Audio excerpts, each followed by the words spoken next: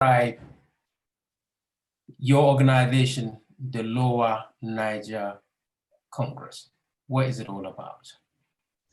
Yeah, the Lower Niger Congress is the aggregation of the self-determination initiative across the eastern half of southern Nigeria. That is the territory you could describe as Nigeria calls the whole of the southeast and the whole of the south-south,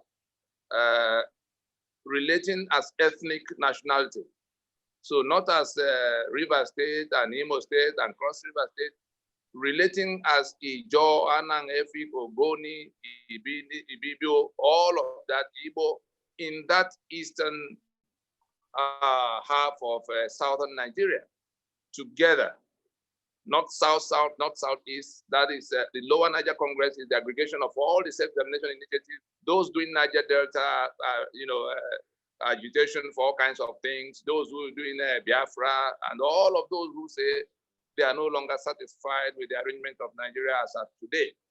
So the Lower Niger Congress, laid a plan on the table to which it invited all of them. I'm sure you've seen a video in which Asari was talking about being part of the formation of the Lower Niger Congress.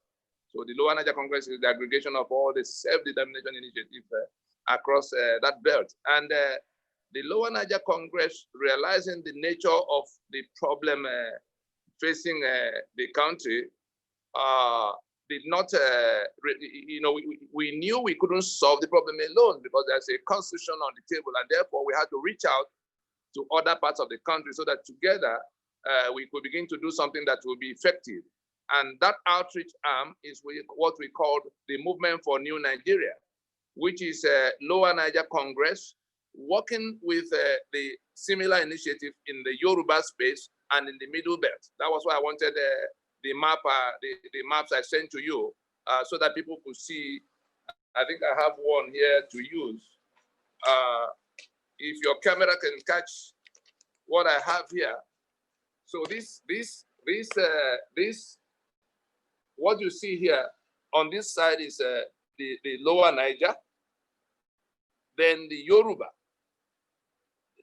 This is the Lower Niger, this is the Yoruba, and this is the Middle Belt. Right. And we are in an alliance, that we call it alliance territory. What we have problem with is this territory that imposes Sharia. So the Lower Niger Congress has an outreach called the MNN, which is the cooperation of these three blocks to take down the apartheid, the was an apartheid constitution of Nigeria that was imposed, and to rework their future in the face of the secession from the secular union by the contiguous belt that imposed the Sharia. Our case is that this belt imposed Sharia and therefore have moved away from the secular union we were building, from the democratic union we were building. So the rest of us say, in the face of the disputes around the constitution that brought us together, that is holding us together, that they have moved away, and we have to, and we recognize that as the exercise of their own right to self-determination. They chose Sharia and they've gone their way. So the rest of us are working out what we have to do with our various sovereignties that have been detained in Nigeria, the Federation of Nigeria that collapsed since 1966. We've been locked down against our will into a unitary union that is now producing all this kind of, backwardness. We have seen killings, and there's nothing really to look forward to in Nigeria, just going further down and down the drain. And we say we can halt it by dismantling that constitution, just like apartheid constitution was dismantled for a new society to be set up. Okay, now a new society or upside been dismantled in South Africa. Don't you have members of the National Assembly from the Lower Niger area? I believe you do have people in the National Assembly that were supposed to be representative of those regions and make that representation in the National Assembly. What the issues we're raising are sovereignty questions. We are saying that we have not submitted ourselves and our lands into a union called Nigeria as claimed in the constitution by which that National Assembly set up. That National Assembly itself is in question. In any event, the legislative mandate of the National Assembly does not include constitution making. it is not within their reach to decide for us what constitution we live by. What you just asked me now sounds to me like, you know a company and its memo and articles. Between the shareholders, the owners of the company, and the management they hired. What you are saying to me now is, why have you shareholders not taken this case to the management of the company? Something that has to do with the memo and articles, because the memo and articles of a company, what the memo and article is to the company is what the constitution is to the country. The memo creates the company. Johnson, Richard, and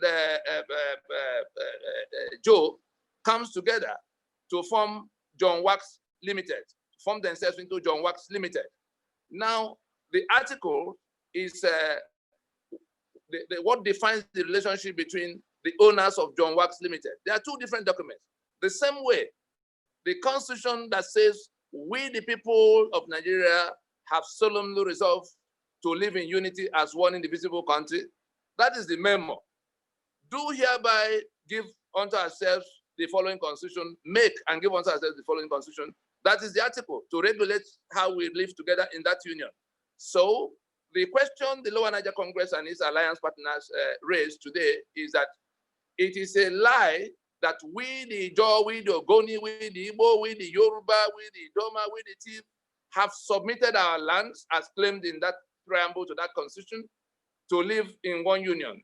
And therefore making the constitution that creates 36 states and 774 local government areas and 68 items of exclusive list, which render our lives unlivable. So it is we are saying that we have not made any constitution. The last constitution we made was the one that collapsed in 1966. The agreement we had in Lancaster House that became 1960 constitution, that became Republican constitution in 1963, that was overthrown in 1966. From that point in 66, everything we have had has been by imposition. The constitution, the document they call the constitution now is actually decree number 24 of 1999, aggregating all of what they did by decree since 1966. And we're saying we will not touch one alphabet in that document because it is that document that sees our lands, sees our assets, sees our rights to do anything for ourselves. I cannot generate electricity because somebody says I cannot.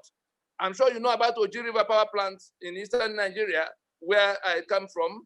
And as I speak with you, there's no single electric plant. The government of eastern Nigeria knew that Aba will require electricity, that Nnewi will require electricity, Port Harcourt will require electricity, as at the time oil hadn't come. So it was the Oji River power plant that powered the whole of that eastern Nigeria that had the economy that was the fastest growing in the developing world of the time under Emma Obara. And from the point Nigeria truncated our federation, what they did was to shut down that right to generate and transmit electricity. And today, Aba is dead, Onitsha is dead, Nnewi is dead, just because Nigeria says we can't generate electricity and they're not giving us any. As it is with electricity, the same case with the security. All of what you see is because somebody put security on the exclusive list on that constitution. And so people who do not really wish us well are the ones who had to manage our security. People like Gani Adams, like you said, like I told you before, we have this outreach, involving all the parts of the country because everybody is complaining. And so I've had the privilege of asking all of those who are doing the various agitations, whether it was Asari Dokubo and his Niger Delta Volunteer Force, or the ones that became MENT, or OPC and Gani Adams, or Wazurike, all of those who are, because all of what they are doing, they are raising constitutional grievances.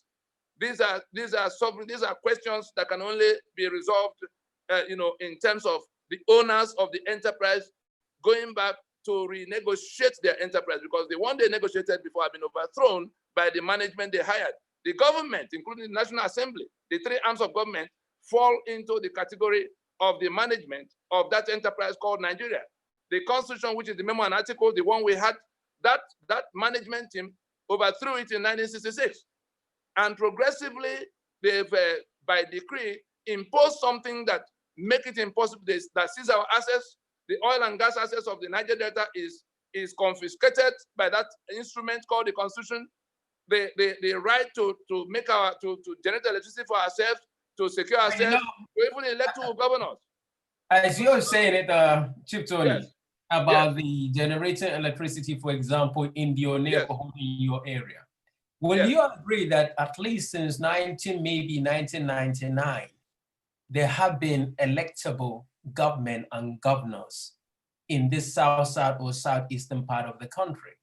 Yes. Will you blame them too for not being able to generate and empower their own people, bearing in mind that they are now or were elected to change the life of the people? The Constitution forbids them from generating electricity or transmitting electricity. That's what the problem is. It does not block them from empowering the people. How are they going to empower their people without electricity, without the basic infrastructure, without security, without the right to elect who will govern them? Because there's somebody in Abuja who has to manage all of the elections. Imagine the day comes when people in California can no longer decide who governs them, because some people from Maine will have to come to organize the elections in California or even Washington. That's the kind of thing we're living. 68 items. All the infrastructure that has gone bad, all the things that are not working is simply on account of the fact that those who have hijacked the Federation of Nigeria that died, the people who hijacked the carcass of the Federation of Nigeria that collapsed in 1966, who are now saying it belongs to them, to our exclusion, are the ones who made that constitution. And whether it is corruption you want to talk about now, that constitution creates massive avenues for corruption and protects comprehensively the beneficiaries of corruption. So if the constitution also excludes responsibility, you can't believe this. That constitution in section 6, subsection 6C, excludes responsibility of government towards the citizen, because it makes non-justiciable the whole of chapter 2 that provides all the good things of life for the citizen, but it says, well, only at the convenience of government.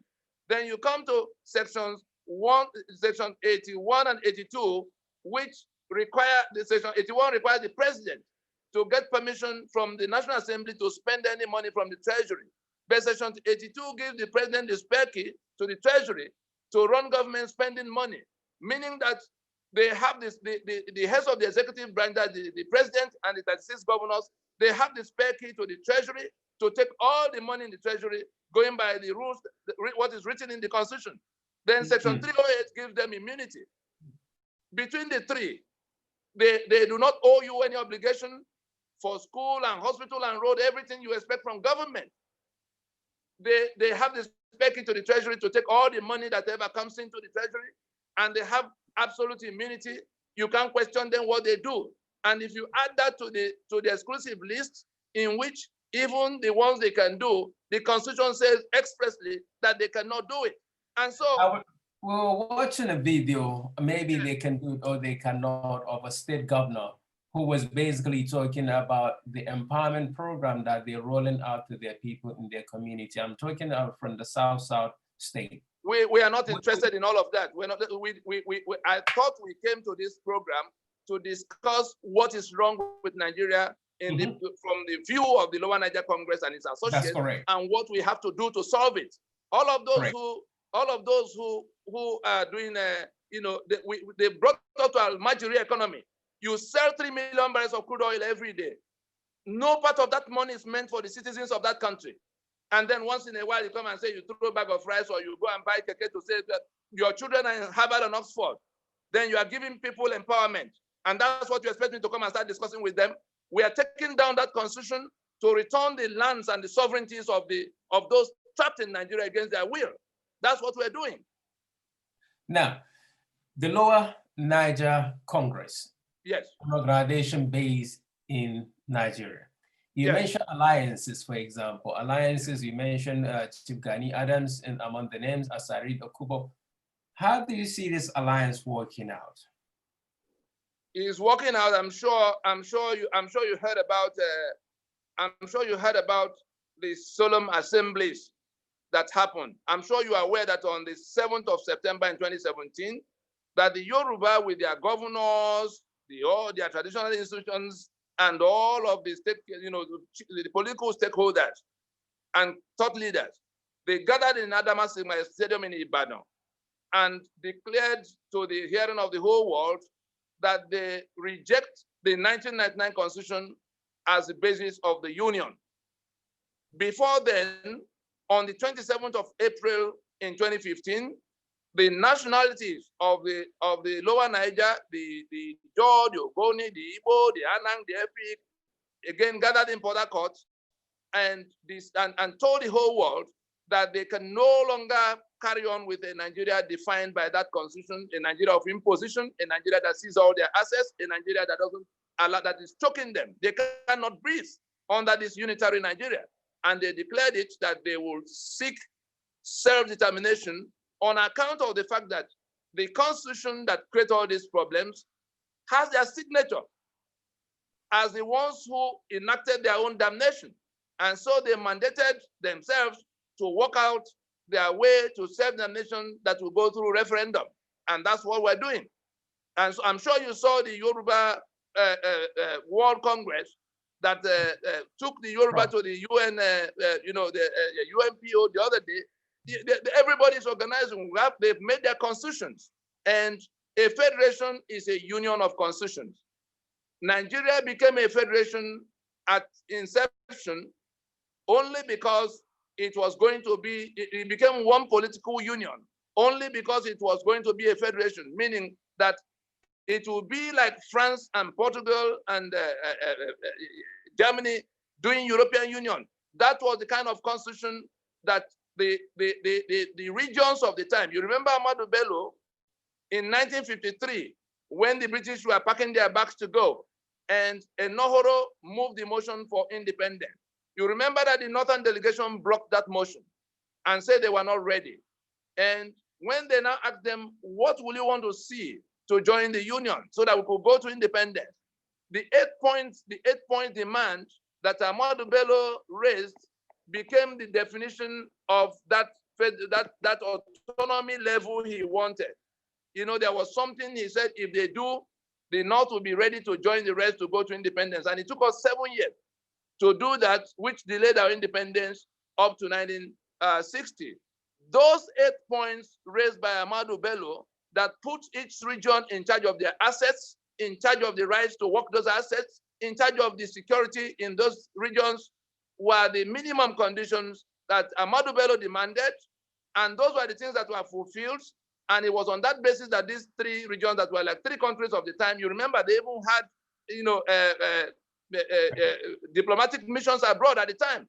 And they only contributed a percentage, 15% of their income to the center. That was all the money the center had. But from that 1966, the cruise of 1966, we ended up in the unitarism that came on the 27th of May in 1967 by Gowon. Hiroshi, in his decree of unification decree of 1966, the decree number 34, was only trying to manage the crisis of the time. The civilian governments had collapsed. There was no parliament. So the soldiers had to stabilize the situation. But Hiroshi did not touch the regions. That's some of the false narratives that are being peddled around. Hiroshi did not break up the regions. It was Gowon on the 27th of May in 1967 via decree number 14 that broke down the regions into 12 states. That was the point we lost our federation. And from that point on, the center seized the assets of the region because the states that they created were not allowed to keep the assets of the region. So the center became the owner of all of us. The union office became now the owner of everything and now giving little trickles of whatever they choose to the federating unit, and denying the federating units the right to do the basic things people have to do as governance. My thing is still very, very reasonable from the presentation in the sense that since that time, Nigeria has become an independent, well, Nigeria has always been an independent nation, at least from 1960. Yeah. Nigeria will be 60 years this year, October. Yes. As you mentioned the alliances, you didn't include the Southeastern IPOP into the alliance? Are they an independent, or are you not working with them, or is there a strategy of not working with them for now, or you're working with them before I allow one or two of the diasporan people to ask you one or two questions? No, I have to caution up front. I did not come here to discuss whatever anybody else is doing. I told you that the Lower Niger Congress is the aggregation of all the self-determination initiatives across the territory. And the Lower Niger Congress had to seek out all of those who were already saying one thing or the other. I already mentioned some of those MASOB and the volunteer force, including the IPOB you are talking about. We had a plan which we put on the table. And we invited them into that plan because we had asked them, what is your plan? How do you intend to make this thing happen? And there were 8 points of strategy, the 8 points we put on the table to discuss with every one of those groups. And at the last count, hold on. At the last count, 42 of those organizations, we met eyeball with the leaderships of all of them without exception, starting with Wazurike's MASOB, to Asari's volunteer force, to the one they call Bilia. You are in London, I'm sure you must have heard about them, to the Benjamin Omuka's Zionist movement. I'm not talking about things that happened at certain levels. I'm talking about face-to-face discussion with a plan on the table. Do you know what we found out? Not what they want independence. Not one of them has a map of the territory that they want independence for. I mean, in that eastern part, not one of them had a map that could stand the test of scrutiny. Because I said to them, show me the map you want of the territory you want, because that's the first question they're going to ask you, whether you went to the UN or you went anywhere. Some of the maps we saw had the Biafra territory, the Biafra, they say, preceded Nigeria, that goes all the way to Central African Republic and all the way to Angola on the other side, the Biafra of the 16th century that occurred in old maps. As far as we could see, as far as we could tell, if anybody says, come, let us solve the problem now, they do not, if they bring such a map, are you asking the world to help you to restore that Biafra, just like going to ask for Roman Empire to be restored or the Ottoman Empire to be restored? Some of them come with the Biafra of 1967, the old Eastern region. And we explained to them that the Eastern region that became Biafra was on the 27th day of May, balkanized into 3 states: East Central State, the River State, and the Southeastern State, which is now Akwa Ibom and Cross River. The rivers of that date had become rivers and Bayelsa right now. The one that was East Central has now become the 5 Southeast states. And we told them that because those states, the creation of those states by the federal government preceded the announcement of the Republic of Biafra that was made on the 30th of May in 1967. The people from those places, their argument is that they were not part of your eastern region that became Biafra on the 30th of May, that they were already out. And so we said to them, if you have to restore Biafra, because that is totally meaningless, you know what they call oxymoron? You don't have any Biafra to restore. The Lower Niger Congress has a plan that can deliver independence to this territory that is clearly mapped out.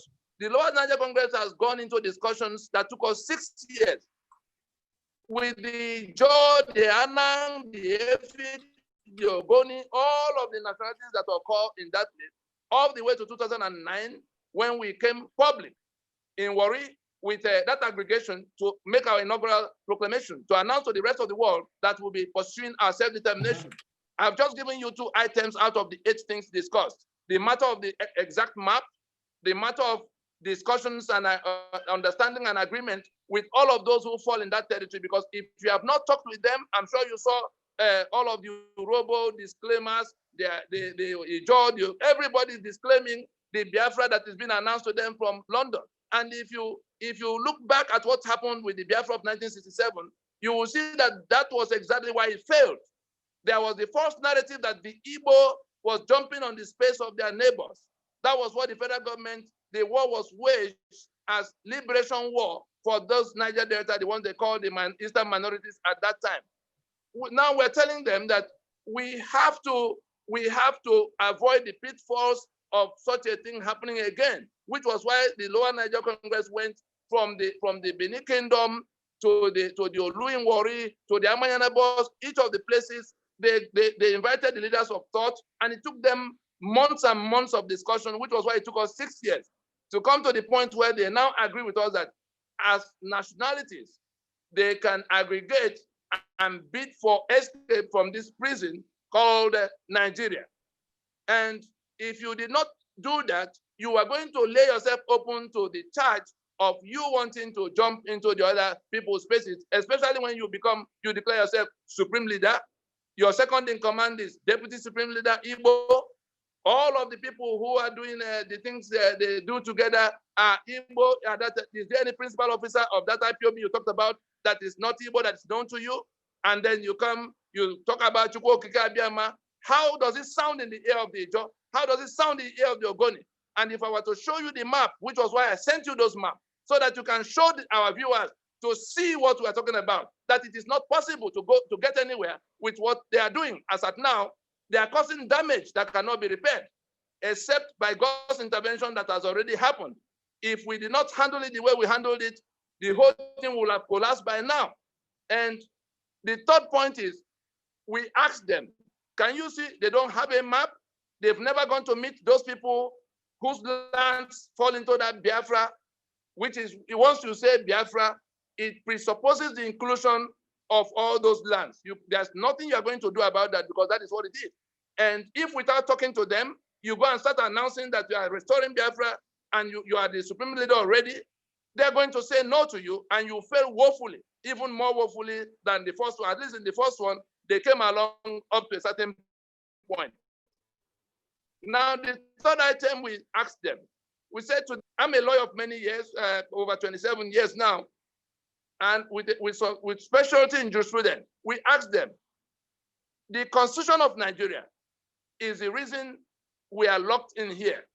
The Constitution of Nigeria is what we have to get out of our way if we can get it, if we have to get anywhere at all. What is your strategy for getting that Constitution out of the way? Because it is that Constitution that defines our territory to be part of Nigeria. It's that Constitution that took the oil and gas of the other people, took our right to electricity, our right to govern ourselves, our right to police ourselves and defend ourselves. We can't touch gun. We don't have any systems of our own except what Abuja dictates to us.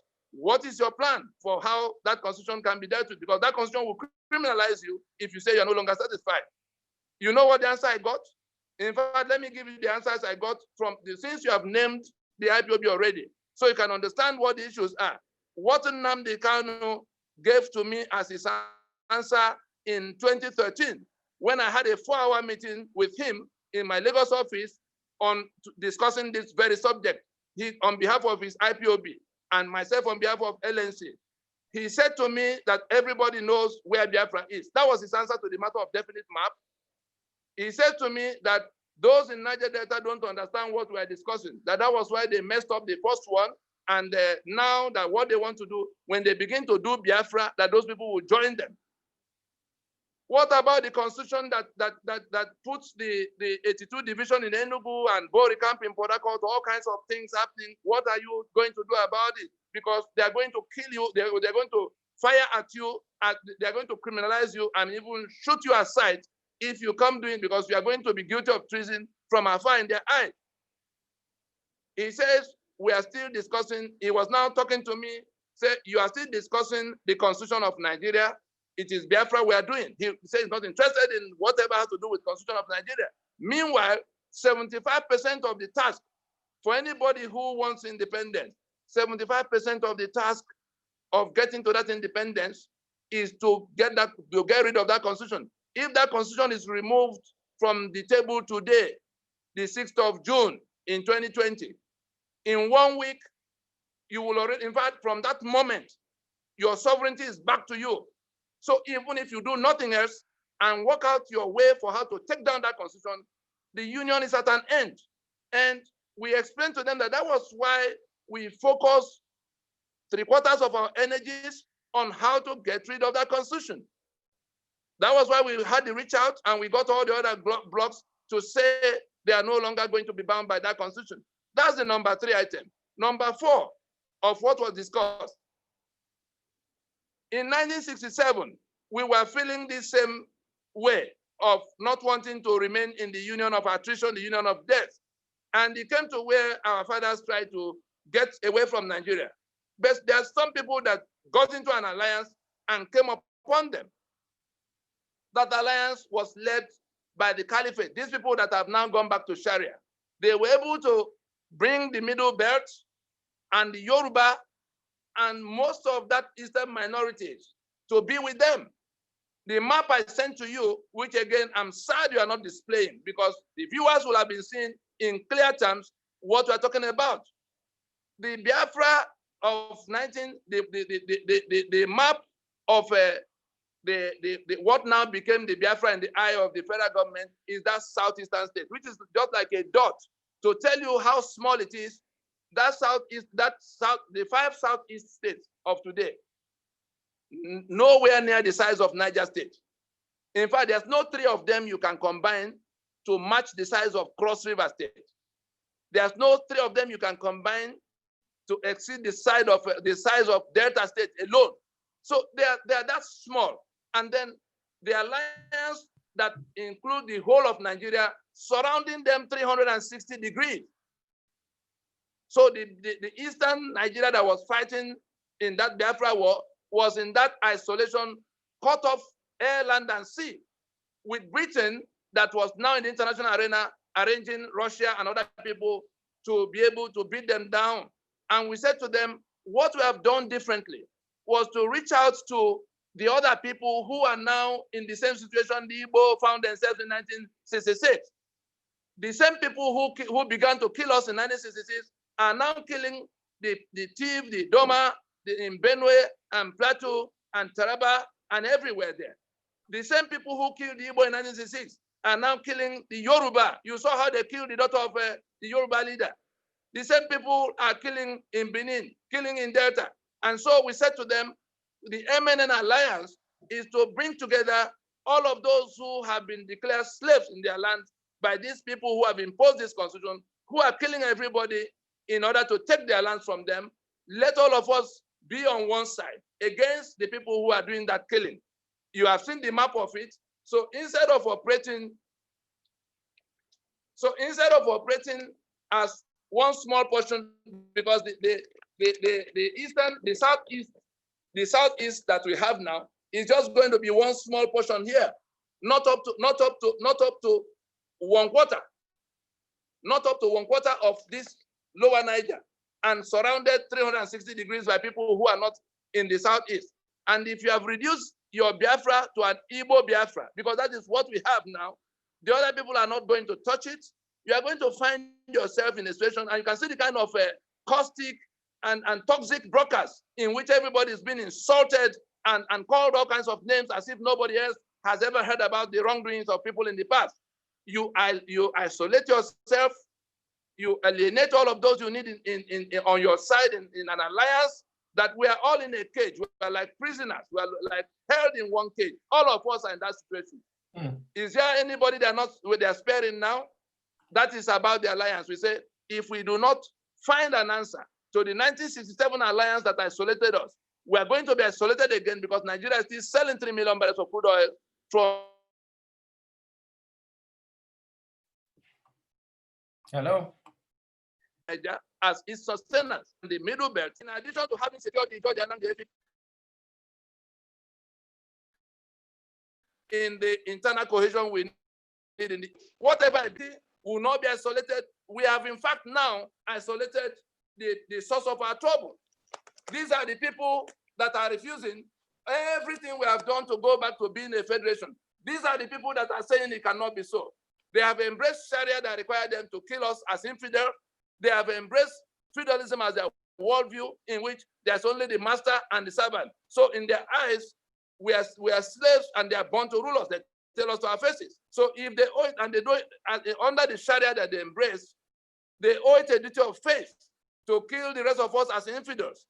under the feudalism that they embrace, they see us as challenging our masters when we talk about democracy. That's why I said they have seceded from the secular union we thought we were building with them. They have seceded from the democratic union we thought we were building with them, because Sharia is mutually exclusive with democracy and constitutionalism. And if they owe a duty of faith, they owe a duty of faith to kill us. I do not want to be available to be killed, and they have been killing without let since then. So that is on the part of the alliance that to isolate the people who may otherwise form an alliance against us again. That's number 4. Number 5, of what was discussed, of course, they rejected that. They said to Nnadi said to me, he said to me that the Yoruba are unreliable. 1 minute. What you're listing now is the discussion you have with one of the organizations.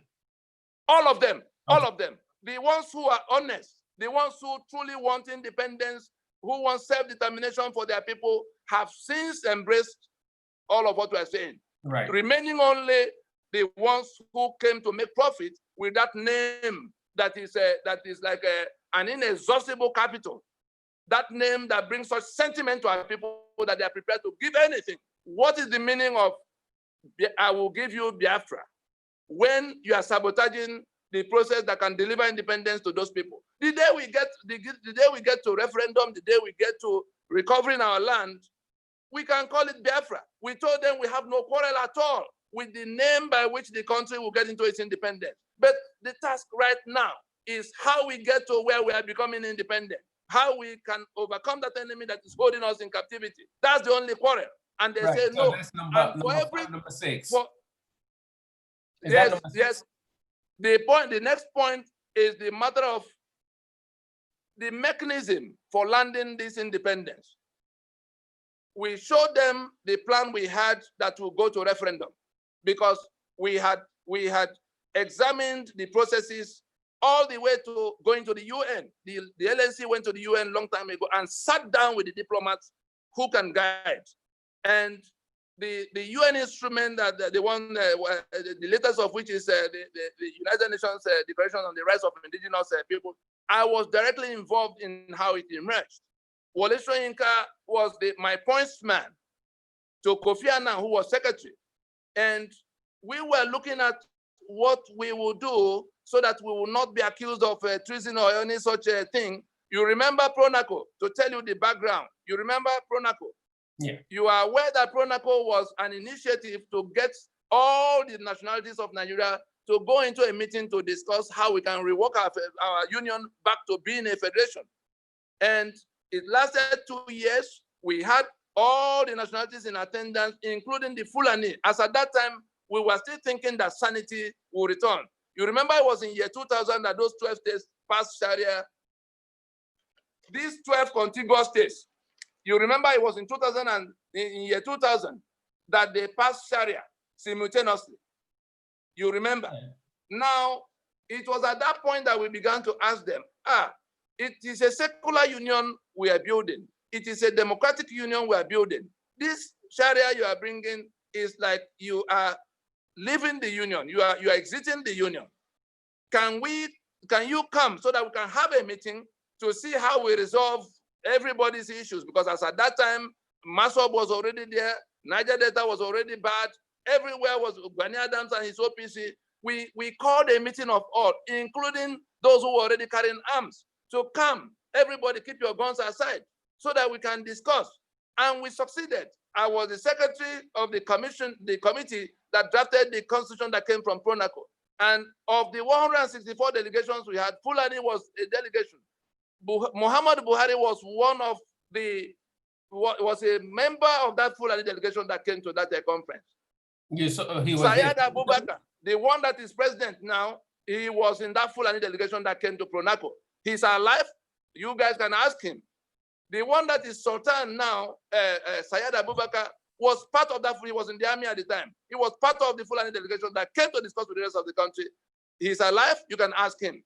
And after all of what we did to bring into a constitutional format the agreement by which all the parts of the country will be happy to remain in the union.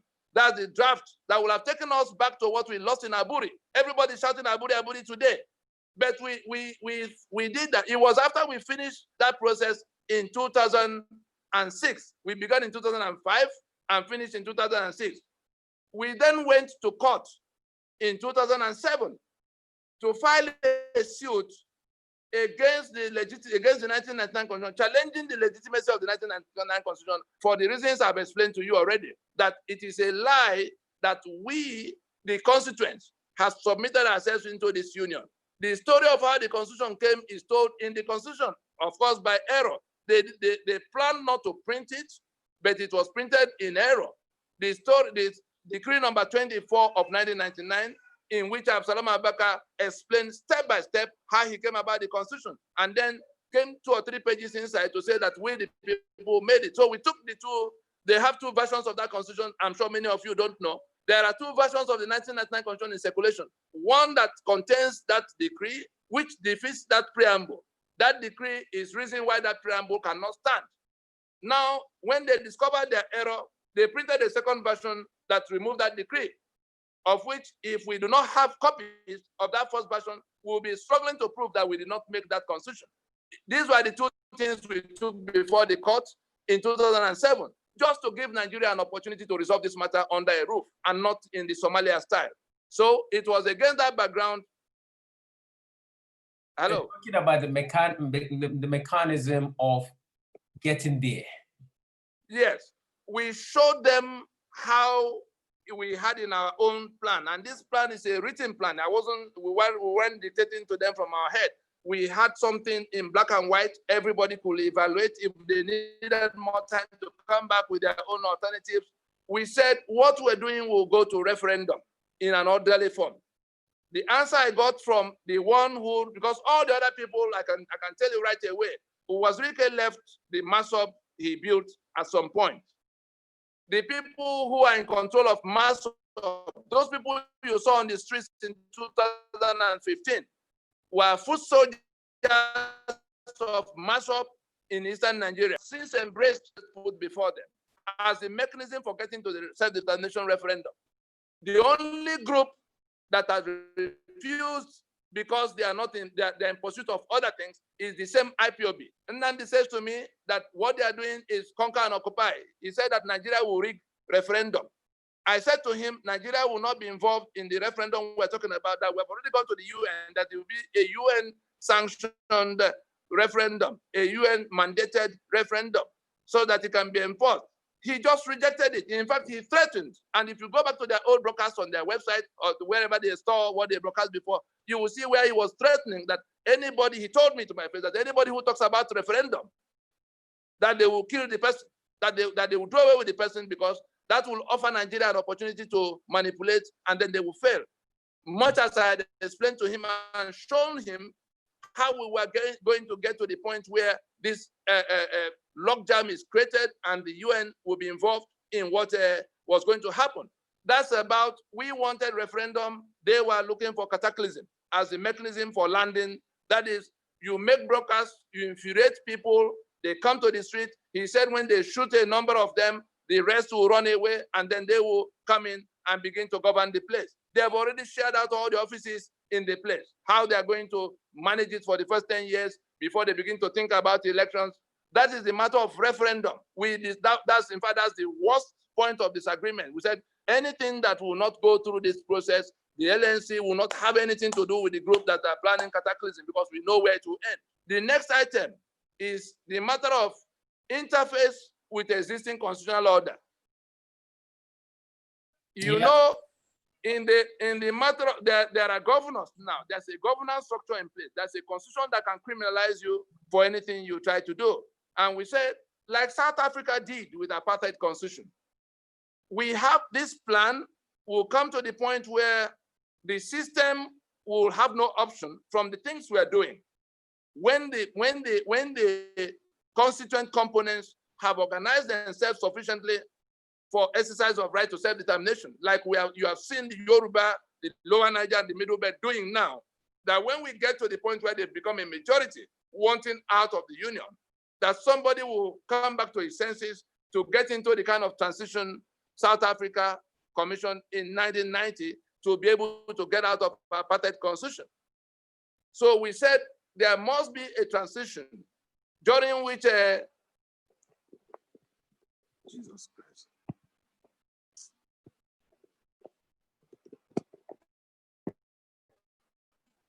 Sorry, there was something that are you still there? Yes. Can you hear me? We're here. Right. Now the interface. Yes, that interface with existing governance structures and constitutional order, so that we don't end up in Somalia because we're trying to run away from Nigeria. They completely disagreed because they wanted cataclysm, whereas we have something that can give us we continue to relate with this whoever is in government. So we're not, our quarrel is not with the president and governor or senator. No, our insistence is that the constitution by which the union is being operated right now is a fraud against us. It has made us slaves in our land, and it has made us the poverty capital of the world. And you can see the killings emanating from it all over the place. And we say, it will come to where there's a majority, including those in government. You saw the Senator Adeyeye on the floor of the National Assembly. In 1999, when I began to talk about the constitution, that was the problem. I looked like I was a lone ranger. Everybody thought I was mad. But gradually, the constitution now came around, causing injury to everybody. And one after the other, they began to see, and they began to come. Now we are a majority that have chosen to do away with that constitution. And if there are people in the union who will not accept that human lives must be sacrosanct, and who will not accept that all men are born equal, which is what Sharia and feudalism has imposed on us in the constitution we have now, because it condones the two. That constitution we have now condones the two. In fact, Nigeria has now been created in the image of that caliphate, in which the governor is accountable to nobody, even in the state, because that's the way the provisions are made. And so we said that interface is necessary, and they say cataclysm is their choice. Finally, except there's something else left, the matter of the international imperatives. Yeah. In Eastern Nigeria, the British, you saw how when things became very bad, it was the British that organized the international coalition. The British were able to get all the members of the Security Council of the time to side up with it, to come and kill the people that have to be killed in Eastern Nigeria in order to secure the oil of Eastern Nigeria.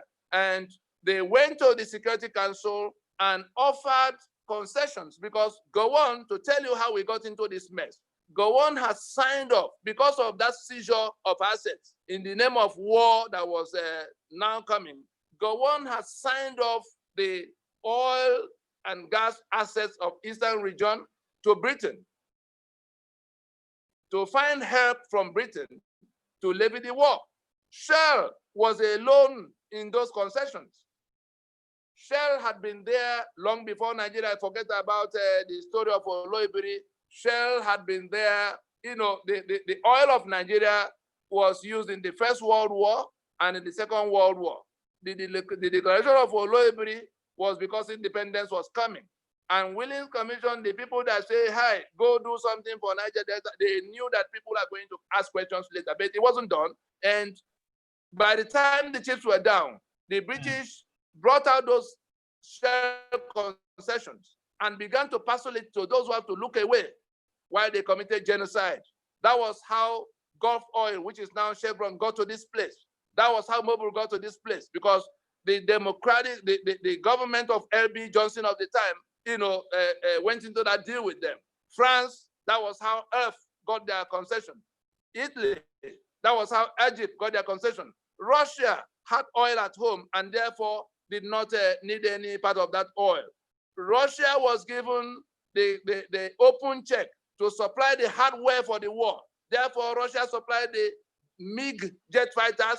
Russia supplied the Ilyushin battle tanks. Russia supplied the AK-47. That's how we came about AK-47 on an open order. The money to pay for it was the oil and gas assets of Eastern region that was already seized by the federal government. What I would do? And what they gave to Russia in addition was the steel, because the other people, their oil concessions will continue. So Russia was given the right to develop the steel industry of Nigeria. That's how Ajaokuta came. So Ajaokuta was a benefit considered to Russia for their role in the genocide against our people, 3.5 million from Eastern Nigeria. So those are the things they rejected. They said they rejected every one of those things, and we said, well, that we do not know how else to approach this matter outside those 8 points. If anybody could tell me that we don't require a definite map, because I've answered that question at the UN. I've answered that question in informal meetings. I've answered the question of working with our neighbors. I've answered the question of what do you do with constitution. I've answered the question of the international stakeholders. We went to those stakeholders. You have indeed. That's the issue. You have indeed shared quite a lot, Mr. Tony Nnadi, yes. from your organization, which is the Lower Niger Congress. Now, before I ask just one more question, let me see if I may get somebody from the United States, Dr. B. If Dr. B is there, Dr. B, if you can unmute your mic for me so that you can ask one question or so. Thank you very much. Yeah, thank you very much. I appreciate it. I've listened with rapt attention to what Tony is saying. Like I always believe, everybody is entitled to his opinion. Self-determination is, and everybody is entitled to self-determination. I have two basic questions that I'm just interested in hearing, and that is, what is the population and the demography of the area you are talking about? So that the Lower Niger? Yeah, so that because you said Nigeria is like a company, the shareholders will now sit down, not with management, and I know that some of the management staff are also shareholders. And they now decide, and I know in the companies, the majority always carry the day. So what is the population of this area you are talking about, and what is the demography of that area? It seems to me, from what you have said and the points you have raised and discussed with people, it seems only the evil are the ones that are more agreeable to you, because I don't know how a Yoruba man will agree to a union that will name it Biafra. I do not know that. Now you didn't listen to what I was saying at all. I'm not in the campaign. Your question is already wrong. I did well. How you said you raised it at one point that you said don't worry about the name. If you want, that's for the eastern side. That's for the eastern side. Our main pursuit right now. The main pursuit of the Lower Niger Congress, if you listen, so you can ask me questions based on what we are doing, not what you thought. The main pursuit of the Lower Niger Congress and its alliance partners for now is to get rid of that constitution that locks us down into a union of death, a union of attrition, a union of backwardness. The moment that constitution is out of the way, the rest goes to referendum. If our people want to recommit to a union, they will then discuss with the rest of the people. If Yoruba want to recommit to a union, they will then be doing so on their own terms. If the Middle Belt want to get it back into a union with Fulani, they will be doing so on their own terms. So we are not in the pursuit of Biafra the way you conceive. We are saying that we are not happy. The Igbo is not happy. The Joe is not happy. Is the Yoruba happy? Let me have one person at a time. Exactly. I thought I have the floor. You can take note of the point I'm making, and then you have to eat. What I had, you said in your discussion, of IPOP, they're talking about name. You said, no, we're not interested in name now, that you can even name it Biafra. Now, my question is, will that Biafra also apply to Yoruba man? Or, like I said... No. Tony, can you please take note? Tony, can you please take note? Let's finish one more question. I didn't interrupt you. No, let's answer his question once at a time. No, don't do that. I have the floor. Let me explain myself. In fact, go ahead. Because I would just want to know. First of all, I want to know the population and the demography of this Lower Niger Congress. That's number one. Then number two, along the line, what will be the name? Are you saying from now you are telling me that this Lower Niger Congress It's not just one entity, but several entities. Yes. And then each individual can now go on their own. And that's why I brought in the questions of shareholders in a company that Yes. I know that Yes. any resolution must be by the majority of the shareholders. Yes.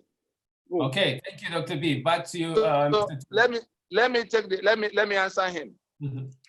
The Lower Niger, like I said, the Lower Niger is the whole of the southeast and south of today, and they are just, that is what the Lower Niger Congress is concerned about, how they can get to self-determination. The Yoruba is not in that Lower Niger. In fact, this is the map this is a more elaborate map. The Yoruba is the blue here. So they are not, the Lower Niger is what you see here. This is Nigeria. The Lower Niger is what you see here in brown. The Yoruba is in blue. The Middle Belt is in purple. Those rings area in green. And so the question of anybody else being corralled into Biafra, because that's what I heard him say, are you going to bring us into that? We said no, that Yoruba will be a unit of their own, an independent unit of their own. If they want to continue in a union, they will have to be the ones submitting themselves when that constitution will have been taken down and the current union ended. The same thing for the Middle Belt. That is for that. In terms of the demographics, is talking about the Lower Niger is no less than 70 million people. The Yoruba, no less than 55 million people. The Middle Belt, no less than 42 million people. And each of them is recovering its sovereignty within its right to self-determination, to then decide how they want to live, whether they want to live by themselves or they want to be in some union with their next neighbor, but it will be a matter of federating with their next neighbor terms. And the thing that brings the position that render us slaves in our land by people who have left the secular union we were building and the democratic union we thought we were building, who do not hold human life sacrosanct and who do not believe that all men are born equal. And to tell you how dangerous it is for us. Thank you. I'm trying to make because they owe it a duty of faith, infidel. The rest of us are already liable to be killed because we're infidels in their eyes. And because they think we're slaves in their feudalist worldview, it is offensive to them that we're talking about democracy. They think that we're like slaves that are challenging their master to some equal right. Democracy is anathema to their civilization. And so whether you want the rule of law in which all men are supposed to operate equally with equal opportunity, you're offending them. And if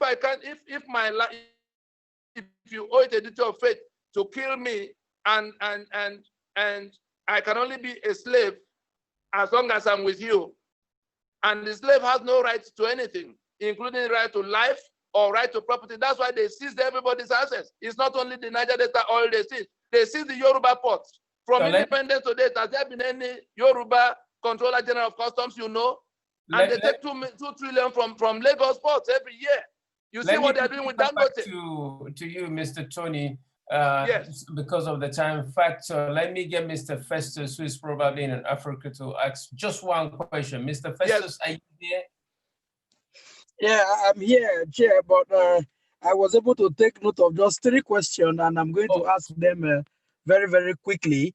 The first one, I've listened to Mr. Tony very, very well with all your presentation. I listened carefully. Now, one thing I'm not clear with that I want to talk about, when I looked at the map that you displayed earlier, before you later displayed the one where you had about 3 colors, you painted people that submitted themselves to Sharia, and they are no longer part of that agreement that we had before. So the others are now the ones that are doing the Lower Niger. How not Lower Niger. The first map, I don't have much time because of the time. So let me just fire, then you respond. Now, these people, is it that you are agreeing to balkanize Nigeria and everybody will take it from there? Or what is the plan? Because when Dr. Fadile asked, you said the blue is the Yoruba, the brown, and the other one that is purple, there are other places. So how would you achieve this? That is question number one. Then the question number two, very quickly, is now, how are you going to do all this one without having a what I can refer to as a replay of the civil war that got our hands burnt in a few years back? Then the last one, very quickly, Chairman, sir. Now, you want to take down a constitution. Don't you think that that will be taken as treason on its own? Because before now, you are part of this constitution. And if you are fighting this constitution, don't you think that it would now be referred to as treason, and the bigger Nigeria now would do everything possible to crush anybody that wants to fight this constitution? That just are the few questions that I have because of our time. Yeah, let me start. Let me start with the last question. The matter of taking down the constitution, because it also ties in with the first and second one.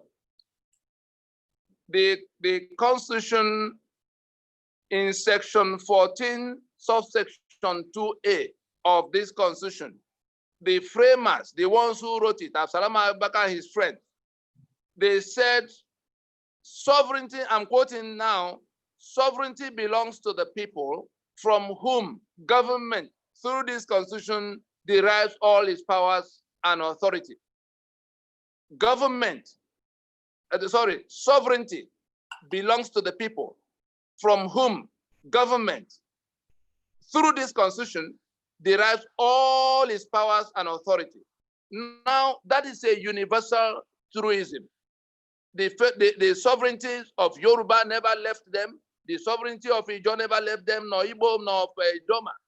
It's only the suzerainty of Britain that came to suppress it for a while. And in 1960, it was handed down to another suzerainty called Nigeria. Now, in going to that preamble to say that we, the people, have solemnly resolved to live together, it's claiming falsely, putting our signature to the instrument they forged by which they now describe all of us as Nigerians who must obey that. So they are the ones committing treason right now.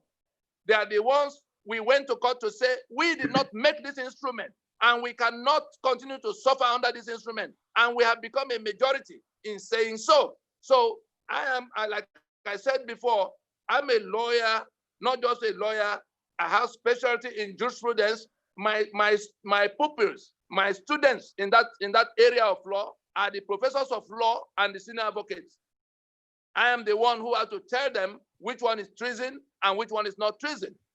And that was why we went to court, to tell them, to ask them to come to show when the Yoruba and the Ijo and the Anang and the Efik submitted their lands into this union. They've not been able to find an answer, and until they find an answer, they are the ones committing treason against the rest of us. That's what we're telling them. That's what we're insisting on. And that's why we said this majority that is choking under this unitarism, that is choking under this imposition of yours, that you have tied their hands to the back.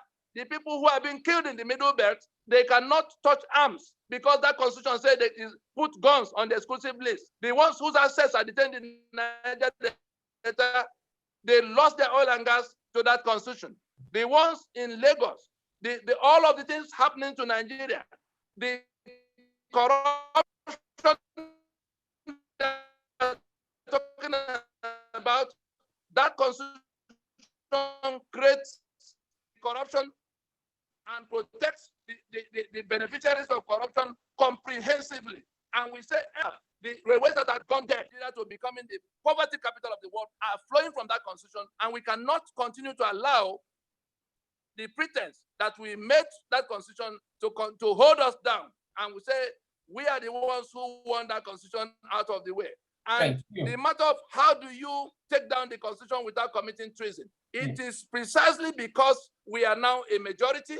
According to that map you see, we are also not only a majority, they put our signature falsely on the document authorizing themselves to our assets and to kill us, because you can see who is in control of all the arms. If you were to use this map now, if you were to use this map to analyze what has been happening in Nigeria since 2015, you will see that all the guns in the land are controlled by people from here, and they're killing people from all of these places. And we say we just need to take down that constitution and end this union of death, attrition, and backwardness.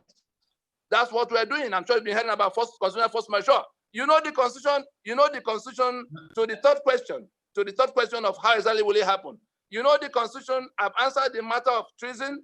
I've answered the matter of how do you intend. You know the constitution is a social contract, and in contracts there are circumstances, extraordinary circumstances that arise, and parties may suspend obligations. They call it force majeure.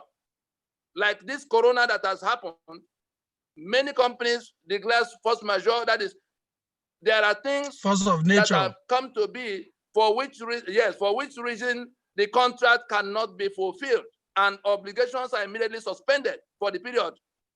The rest of Nigeria,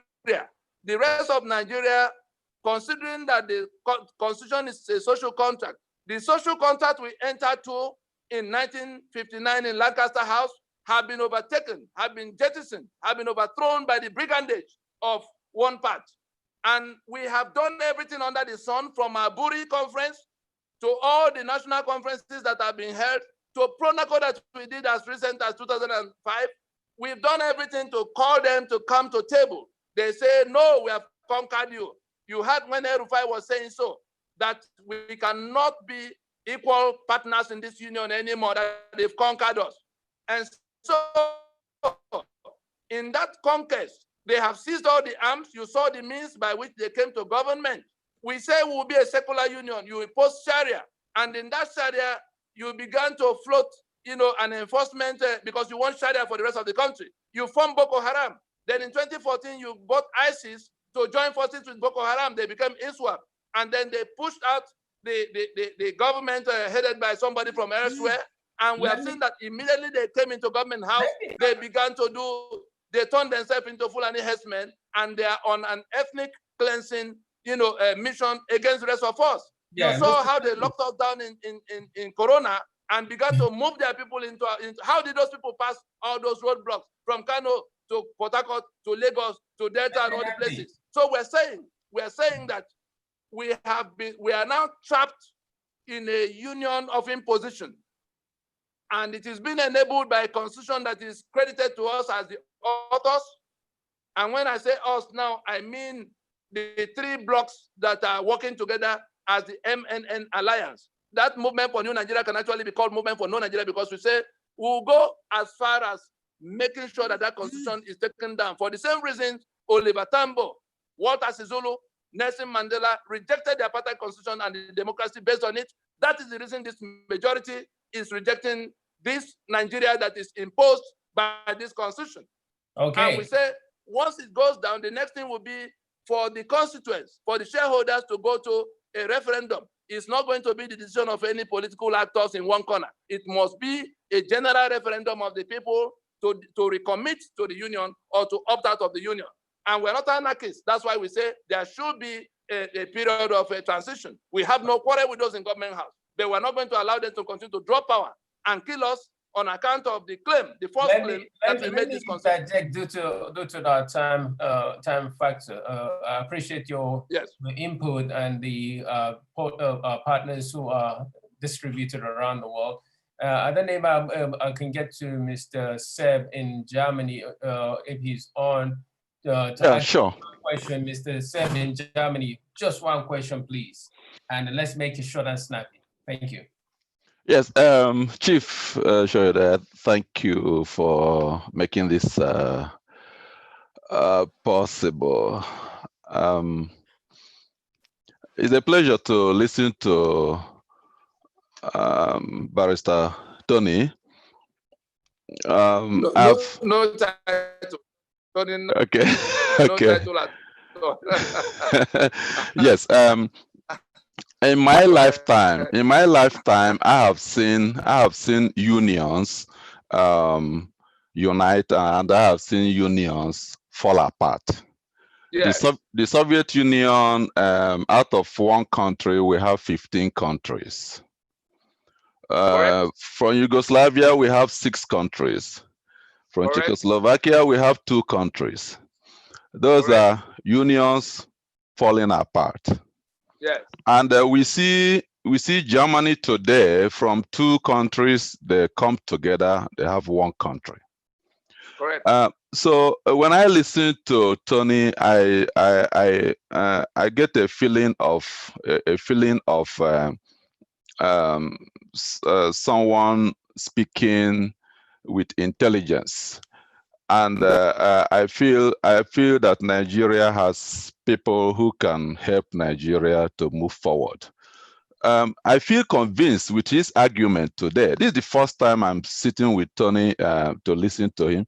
I feel convinced with his argument that this constitution is not ours. I'm really surprised that it was a military leader that drew the constitution. I mean, we cannot be living with such a constitution. It's unfortunate. It's a farce. My question is, what are the chances that the constituent members of Nigeria will see light and do as you are proposing? What are the chances? That's one. Second question is,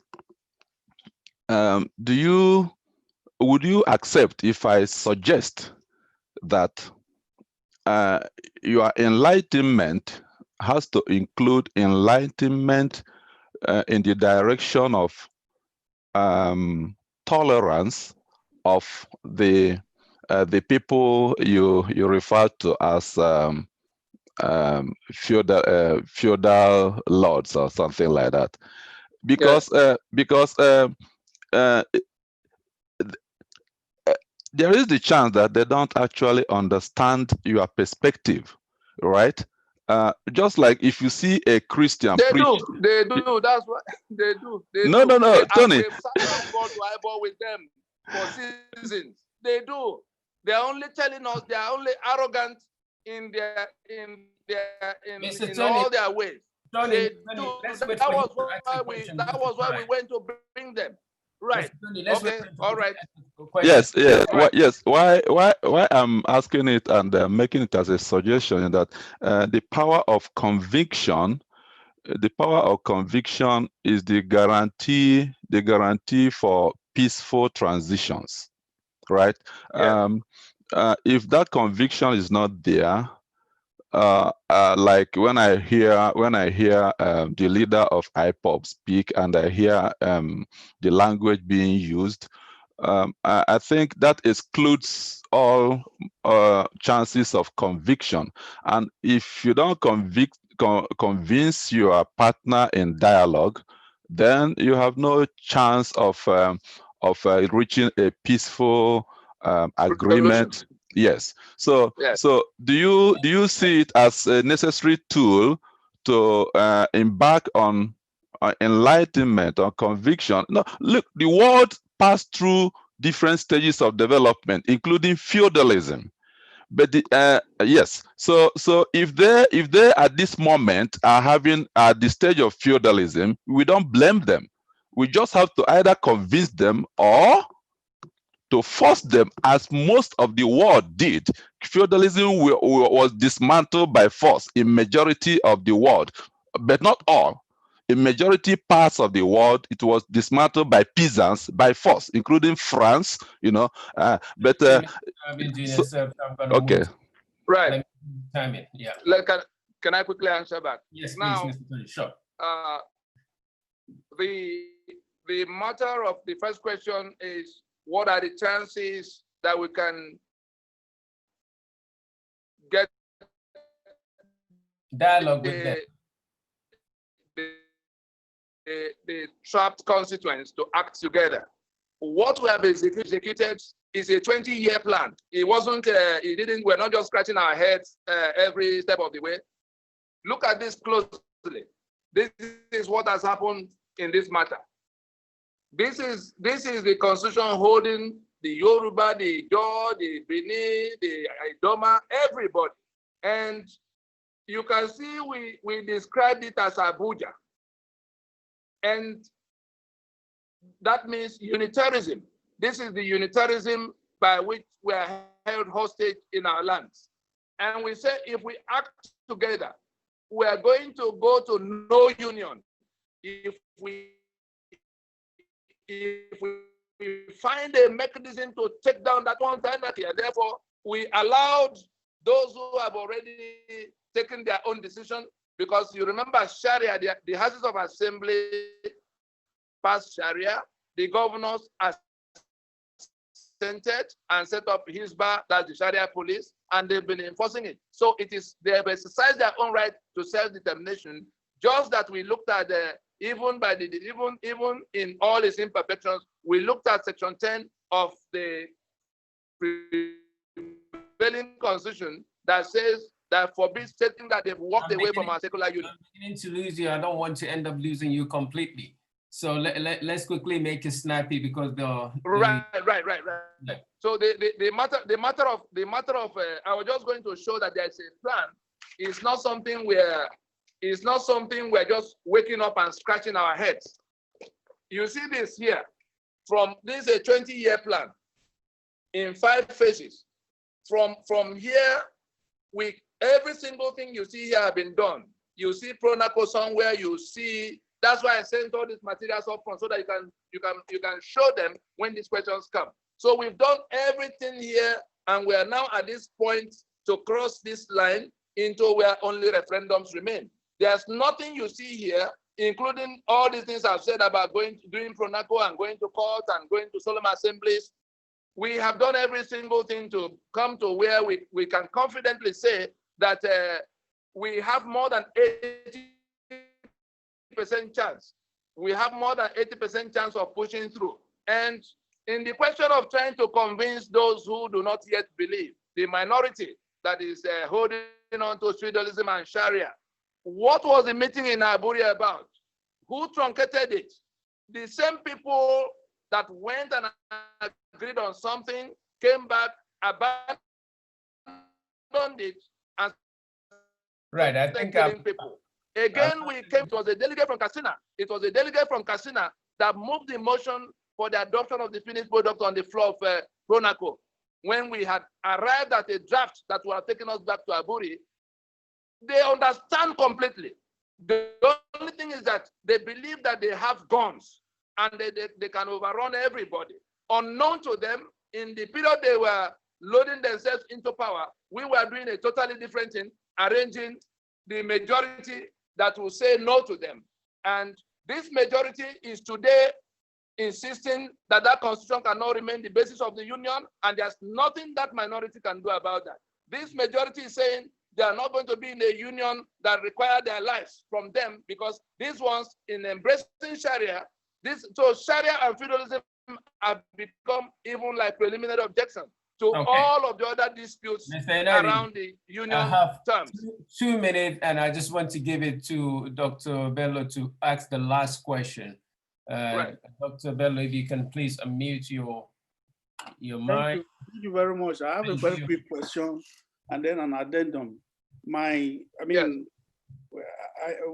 Whether you are familiar with the working of the UN, United Nations mechanism for peaceful settlement of issues of conflict.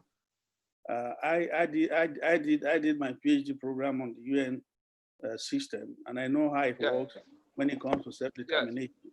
And then that is the question, whether you know what you are talking when you talk about the UN giving you a state. Then the other thing, the last thing I want to ask is, there's a misconception about this constitution you are talking about. The chairman of the committee that drafted that constitution was late Nicky Toby. He was given the constitution prepared by Karibe White, late Karibe White, where the Nigerians were well represented. And Karibe White produced a constitution called 1998 Constitution, which is still there. He was given that constitution, which took care of everybody. So keep saying Abu Salam or the military, and then you forgot that we were in the transit. There was a military government. not a civilian government. Like you keep comparing South Africa and Nigeria, you have to distinguish. Copy and paste doesn't work. Those are the things you need to consider, and I wish you luck. Thank you. Thank you. Let me answer you straight. The matter of who made that constitution, if you listen to where I began, what the committee that was set up went around, the story of what was done step by step is written into decree number 24 of 1999, printed and still part of that document. If you Google Nigeria's constitution, you are going to find it, which tells the story of how a committee called Constitution Debating Committee was set up by Solomon Abaka, and that it came back and submitted a report that says that the majority of the people they talked to wanted a return to 1979 Constitution, and that the Supreme Military Council has accepted that recommendation subject to additions and subtractions they are making, which is now to be called the 1999 Constitution. Therefore, the final act was done by that Supreme Military Council according to that decree.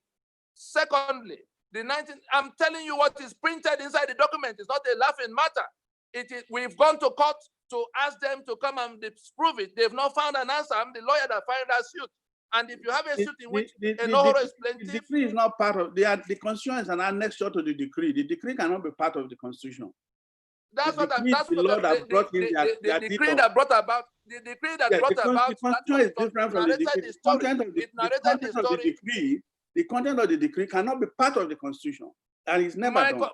No, better they printed. We are trying to resolve your contention that is Caribbean White and his committee. No, not Caribbean White. I Please. said No, Caribbean White. I said Nikki Toby. Don't get me wrong. Nikki Toby. Yes, please. You are contending that it's Nikki Toby and whoever works with him that drafted the Constitution. I'm contending and I'm informing you because there's proof, because it's printed in the document of how we came about the document. They say it's 1979 we're returning to. And part of our argument is that even the 1979, if I were to ask you now, you will say there's Constituent Assembly of 77. But if I were to tell you that Murtala Mohammed commissioned what became the draft that went before the Constituent Assembly, when he overthrew Gowon, he set up a committee that drafted, he called in Rotimi Williams that brought Ben Wabweze, and they drafted according to his instruction what went to the Constituent Assembly, and the Constituent Assembly rejected most of what they had recommended. So on the 21st of September in 1978, remember, Murtala Mohammed had been taken out by 76, and that committee, the Constituent Assembly, working with the draft that came from Rotimi Williams and Ben Wabweze, had made their own adjustments. They rejected the states that were created in the circumstances they were created. They rejected presidential system as it will accumulate power like we have seen. And on the 21st of September in 1978, Obasanjo went on national broadcast to introduce 17 amendments to the finished work of the Constituent Assembly. And it was what remained that he announced as the 1979 Constitution. To now carry that 1979 that came from Supreme Military Council of Obasanjo forward in 1999 under the circumstances we have seen in that decree number 24. The Constitution we have on the table now is the Victory Charter from the War of 1967 to 1970. No doubt at all about that. And those who are choking in all the impositions of it that depart from the tenets of federalism, including Yoruba, including the ones who have been killed in the Middle Belt, including the ones who lost their oil and gas assets and Lagos that lost their port, all of them who are choking are saying that the time has come when the pretense that we made this constitution must come to an end. And if we cannot resolve it within the context of still having a union, then if the cost of keeping the union is that I'll be available to those who owe it a duty of faith to kill me as infidel, and those who say all men are born and not born equal, therefore they are born to rule me, that union has become a liability, a toxic liability to a majority, and they've taken steps that will end it in a manner that is manageable. That was why we went to the UN. Talking about the UN, it's not the UN that will come to give anybody anything. The plan we drew up is the one in which we organize ourselves in formations that can become countries of their own, but we have been mixed up. We have no quarrel. The East has no quarrel with Yoruba. The East has no quarrel with the Middle Belt. The Middle Belt has no quarrel with Yoruba. Is there anybody from Tifland that is killing people in Ibadan now? Is there anybody from Ijoland that is killing people in Abeokuta? We're saying that these three have no quarrels at all. And we can rework our union, since it is that minority that has embraced Sharia that is refusing to come back to becoming a federation with us. Then we respect their right to self-determination, which they have exercised by way of the Sharia they imposed. But we say will not be available to be killed, since they consider us infidels, and they say we are not born to be equal citizens with them. El Rufai says so. Go find out whether it happened. That's where we are. So it's not a matter. It's the situation we create that the UN will have to manage. And what the UN role in the matter does not even come to more than 5%. All of what will happen, 75% is whatever we do with this constitution. If anybody is mad enough to think that he will drag us to another election on the basis of that constitution in 2023, we are waiting for such a person to turn up. Thank you. I must seize this opportunity to send a message to the political actors from the South and the Middle Belt, from the political parties operating in Southern and Middle Belt Nigeria, that in embracing the democracy defined by this constitution, they are continuing in the treason of Salam Abaka and his confederates against us. Nigeria is still functioning as one union because they are sitting in Abuja swearing to defend and uphold that constitution that made the rest of us slaves. And we are informing them and inviting them to come down to reason with their people, that this constitution, just like apartheid, you can imagine if you found a black man in 1988 that is clinging onto that apartheid constitution to go and get something for himself because of what he will get. Are you still with me? We are informing them that they must now make up their mind whether they want to continue with the enemy to torment their people or they want to join their people. We are not proceeding to another election under that constitution. That is the first thing that will happen. And if they insist on going in our name to go and be governor and senator, they will have their own people to contend with. Thank you very much, Mr. Nnadi. Thank you all for our panel of wonderful people all across the world, from Europe to the United States to Africa. In this conversation, what we call Mr. Tony Nnadi is the Secretary General of the Lower Niger Congress, an organization in Nigeria. According as he has explained, is responsible for many of the South state and the Southeastern state, and they are working in agreement or in affiliation or in discussion with other organizations in Nigeria to try to find a solution to the challenges that is facing that country. Once again, Nigeria is the most populous Black nation on the African continent, and more or less the number one Black nation in the world, with more than 200 million people, and they just had their second election in 2019. And of course, as people are watching and monitoring, the next election is in 2023, but something that has slowed almost everybody down around the world is COVID-19, which likewise is in that country too. Once again, Mr. Tony Nnadi, thank you very much. And I would like you to just say a positive word to the people watching and the people that will be watching. Thank you. I will only say, let our people pay some more attention.